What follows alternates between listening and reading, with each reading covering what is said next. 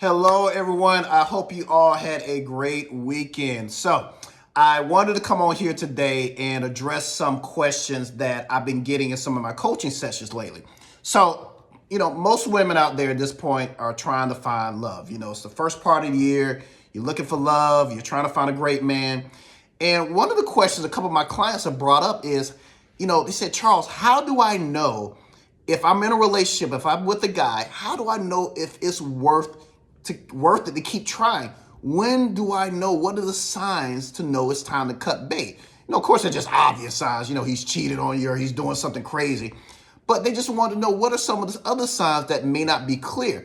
Because the last thing, ladies, one of the things I always advise my clients is I want you to be in a happy, loving relationship. I don't want you wasting precious dating years of your life with the wrong man, because all it's going to do is make you frustrated, sometimes upset, bitter, and give you that good old dating fatigue, okay? So what I decided to do is come up with the top 10 things I've seen over the years that are key indicators that this relationship is not going to work, okay? Now, wait to the end of the video because I'm going to give you a bonus question that you can ask yourself in any relationship that will give you a key indication if this guy's worth it, okay? Now, also, I want to preface this, guys. If you're in a relationship with someone, or even if you're not in a relationship with someone, and you see one or two of these things, guys, that is not an indicator to run for the hills. I always tell people, when you see red flags or when you see issues, don't automatically run. Address them, because it could be a simple miscommunication. Now, after you've addressed those issues and that brother's still playing, it's time to roll. But other than that, address the issues. But on the other hand, if you're in a relationship and you're seeing 5 or 6 of the things I'm about to mention on my list, yeah, that's not good, guys. So, okay. All right, let's get to it. The first sign or first indicator that, you're in a relationship that may not be working is if the relationship feels like a job. Whew. Guys, we've all had a job that we can't stand. Monday morning goes off, the alarm goes off, and it's like, man, I don't feel like going to work. You pull it up to the parking lot of the office. You're just sitting in the parking lot praying to Jesus for another job. If you're in a relationship that feels like that feels like work, that's a struggle, you feel like you're trying to push water uphill, guys, that's not a good sign. A relationship should be fun. It should be uplifting. It should be exciting. You should enjoy wanting to spend time with that person. But if spending time with that person, for whatever reason, feels like work, feels like job, it's mentally stressing, it's draining, it's exhausting, and you're just simply not happy, then that relationship feels like a job. And if that's you, guys, that's a sign that that's someone you may want to reevaluate if you want to spend more time with them, okay? The second reason this relationship may not work out is you feel like you're the one putting in most of the work to make this work. If you're in a relationship and you feel like you're the one putting in the effort, you're the one planning the dates, you're the one trying to communicate, you're the one trying to end the argument, and you feel like I'm always being the hero. If that's you, that's not good. I always tell my clients a healthy relationship is like playing tennis. If I hit the ball over to you, guess what? I'm expecting you to hit the ball back to me. But if I'm just hitting the ball over to the side of the fence and nobody's hitting it back, I'm playing tennis by myself. That's how some relationships feel when you feel like you're the one putting in all the work. You're the one putting in all the effort. And if you're in a relationship where you feel like you're the one doing most of the work to try to keep this thing together, guys, that's not a good sign, and it's not healthy. And it's going to make you burnt out. It's going to make you exhausted. And you're going to get that data fatigue that I talked about earlier. Okay. Number 3 reason why this relationship may not be working is you're taking multiple breaks. Okay. What do I mean by that? Now, in a relationship, you're going to have times where you're going to argue. You may want to go to another room to cool off. But if you notice you're in a relationship with a guy and over the couple of months or years you've been dating, you guys are taking multiple breaks. And what I mean by that is, you're going days without talking. You need weeks apart, month apart. Guys, that's not good. Again, I understand once every blue moon that may happen, maybe once. But if you've been dating a guy 2, 3, 4, 5 years, and every year, every other year, it gets so bad where you just need a break from each other, where you're not talking, you're not communicating, you just need a cool off period, guys, that's not a good idea. So that's something you need to take a look at, okay? So that's number 3. All right, number 4, let's keep going. You are constantly seeking advice. Okay, what do I mean? Now, when you're in a relationship, I always like to say you should have an accountability partner, someone that you trust that will tell you the truth when you're the one wrong, but also tell you the truth when your man's acting up, somebody who can hold you accountable. Whether that's your friend, it could be family, it could be a coworker, whoever. But if you notice you're in a relationship and you're constantly going to someone for advice every other week, every other month, every 2 months, some drama is happening where you got to go to your people and be like, yo, what do I do here? Why is this guy doing this? Or what do I do in this situation? That's not good. I've had some couples I've known that they're just dating. They're not engaged. They're not married, but it got so toxic, so bad. They had to go to a preacher. They had to go to a licensed therapist. I'm like, geez. I told this was one of my friends. I told him, I said, dude, if every time you're having a relationship with someone that it gets so bad that it takes a professional third party, and y'all ain't even engaged yet. Y'all don't have any house together. Y'all don't have kids together. Y'all ain't paying bills together. I'm like, yo, that's just not a good sign. So if you've been in a relationship with someone in the past or in a relationship with someone currently, and it's so bad that you're always seeking advice from a third party, that's something else you need to look at. All right, let's keep going. Ooh, here's another one. Okay. Number 5, you feel like you're invested too much time, and that's the main reason you're staying.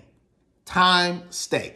Guys, there's so many women I've coached that the relationship is just on life support. It's horrible. It's not working. Some days it's good. Most days it's bad. But because I've invested they're like, Charles, I put in so much time. I put in so much energy, so much effort to make this relationship work. I just feel like if I leave it, all that time is wasted. And I tell them the same thing. This is something my mom used to tell us growing up. The only thing worse than being in a bad relationship for a year is being in a bad relationship for a year and a day. Cut your losses. So what do I mean by that? I don't want you waking up, it's 2024 right now. I don't want you waking up in 2026 and you're still holding on to a relationship because of the long time invested, and you're just killing yourself and you wish you would have cut bait a lot sooner. My number one goal to help you find love is to not waste these prime dating years dealing with somebody that's a fool, dealing with somebody that's not worth your time. So if the number one reason you're staying in a relationship that you know in your heart of hearts is not working, and the only reason you're doing it because of the time you invested, that is not a strong enough reason. You're valuable. You can find another man. Trust me. All right. Number 6. Ooh, here's a good one. He doesn't get along with your friends or family. Yes, yes, yes. If a man you're dating, and matter of fact, this goes for you. If you're dating a man and either one of you do not get along with their friends or their family, that's not a good sign. Because when you're dating a man that you're hoping to marry one day, guess what? When you get married, where do you think those friends going? Where do you think that family's going? They're going to be right there. You're going to marry them too. So if you're in a relationship with someone and you do not get along with the friends or the family, or he doesn't get along with your friends or family, guys, that is a recipe for disaster. Now, on the other hand, if you know your family is a little crazy, a little intrusive, a little off the chain, then that's something you need to take care of, because it is your job to put up those boundaries and to check your family. It's not your man's job to fight the battles for you. It's not his job at all. I have one couple that was engaged for years. The husband's mother was just overbearing, too intrusive, and he never checked her. And guess what's happening right now? They've been married a couple years. Now they have kids, and he never set those boundaries, and the mom is all in their business. And it's just, So guys, if you're with someone and either of you don't get along with the friends or family, and you know it's not your, and again, if it's not your family, now if you know your family that every guy you dated, they pretty much gotten along with, then you know it's just that guy. So if there's friends or family that you don't like, or there's friends or family of yours that he doesn't like, guys, that's not a good sign, and it probably will not work in the long run. All right, let's keep going. All right, number 7. Oh, here's a good one. You've addressed issues, you've addressed red flags, but nothing's changed. Guys, this is huge. This is major because this guy is giving you a sign of what is to come. He's giving you a sign that he is not concerned with your issues. He doesn't value your concerns. He doesn't value your problems. And when I mean you've addressed it, I'm not talking about jumping down his throat, biting his head off in anger. I'm talking about when you are addressing issues or red flags in a loving, compassionate way that he can clearly hear you and nothing is changing. Oh man, that's huge because when it's one thing when I know when people argue, they're trying to get their point across and no one's ever heard when they're arguing. But after you both calm down, you come together and you're trying to talk and you're politely and calmly addressing what was the hurt, what concerned you, what bothered you, and what you would like to see differently, and nothing's changing. No, that's a problem. So if you've addressed red flags or issues with love and compassion and nothing has changed, big no, and that's a sign that you need to go, okay? All right, number 8. Oh, here's a big one. You have lost respect or attraction for him. All right, now, when I mean attraction, I'm not just talking about looks. He's not working out anymore, which can be one thing. But when I mean attraction, I mean let's say you fell in love with his sense of humor. You fell in love with his ambition, his drive. You fell in love with his compassion. And for whatever reason, he is no longer that guy. It's tough. I had another couple where a guy that she was dating, he just felt a lot of hard times. He lost his job. I think he lost either one of his parents to COVID or both of them to COVID. And it was tough. And he just was not the same guy. And she tried her best to make it work. They went to counseling. And this is something where I even advised them that counseling would be good for them. But, the poor guy, he just couldn't get out of it. And so it was just tough. And she just said, he's no longer the man that I fell in love with. And so the attraction was lost. And she tried. And, and he didn't have enough to give because he was so hurt and empty from the depression, the loss of parents. So it didn't work. So if you're someone that for whatever reason you have lost physical attraction or emotional attraction with the man you're dating, then that may be a sign things need to, move on and cut bait. All right. Number 9, we're almost there, guys. Ooh, here's a good one. Your core values have changed. All right.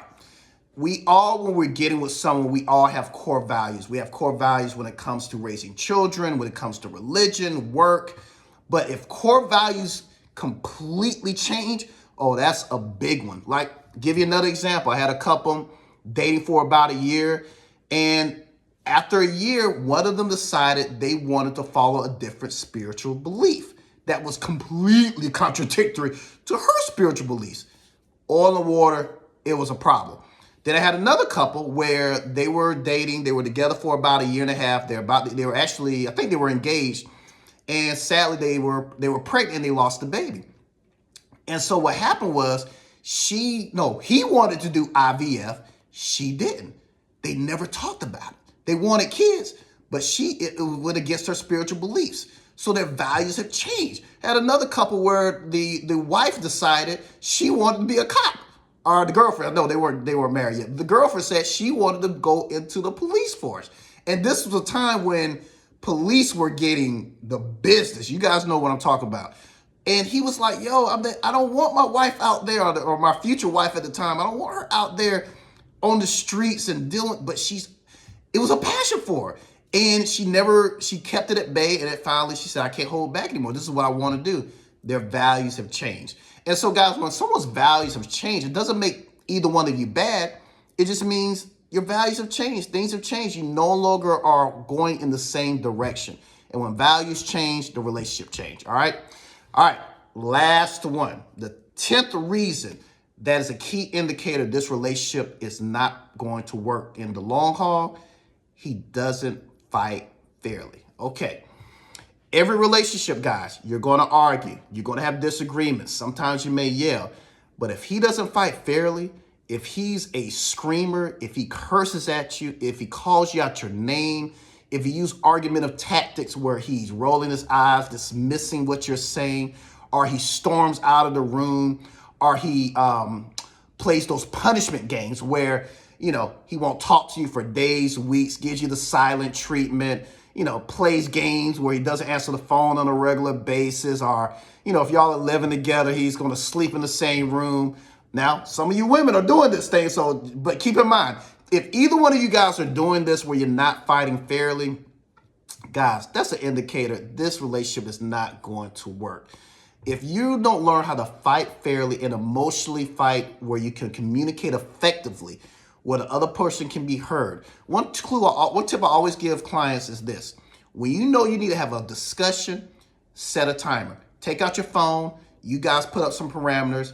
He gets 5 minutes to talk, uninterrupted, and you get 5 minutes to talk, uninterrupted. This is a great way for either party to listen, because you guys know we're all guilty of it. I'm guilty of it sometimes too. When we're in a discussion and the person's talking, half the time we're ready to combat what they said instead of really listening and absorbing what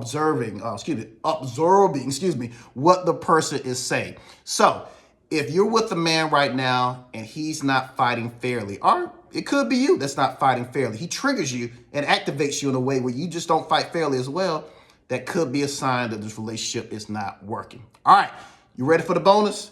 Here it is. Bonus question that you can ask yourself in any relationship to let you know if this guy somebody you need to spend time with. All right, ladies, take you for example. Let's say you have a daughter, or you have a niece, or you have a sister, or some important woman in your life. Ask yourself this question. Would you want your daughter, your niece, your sister to date the type of man you're with right now? If you have to pause, if you have to hesitate, you have your answer. And men, I'll tell men the same thing. If you're with a woman, and if you have a son, a brother, a cousin, a nephew, and you ask yourself the same question, would you want your son, brother, nephew to be the type of woman you're with? And when I see men hesitate, they got their answer. All right, guys, I hope this was some good help.